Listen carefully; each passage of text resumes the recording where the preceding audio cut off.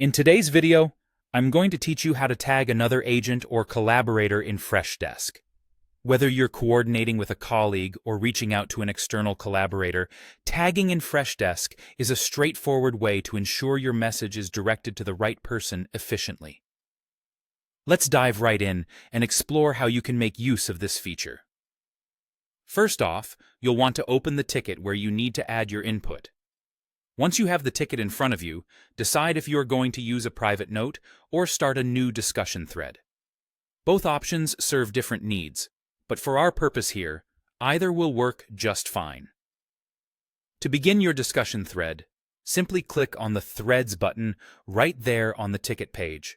Within your note or thread, it's time to mention the individual you wish to notify.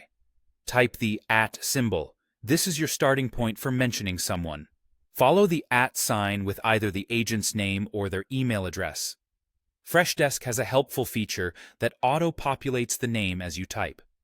So, if the person you want to tag is an existing agent in your Freshdesk account, you'll likely see their name pop up. Just select it, and you're good to go.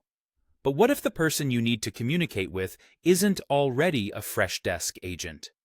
No worries. You can still involve them by using their email address after the @.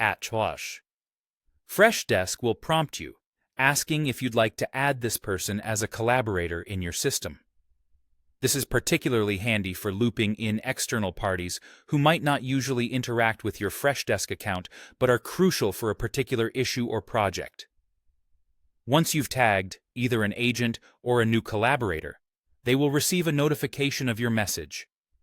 Freshdesk sends out an in-app alert, ensuring that it doesn't slip through the cracks during their busy day. Moreover, an email notification will also be dispatched. This dual layer of notification helps ensure that the tagged individual is aware of the mention, no matter their preferred medium for checking messages. So, there you have it.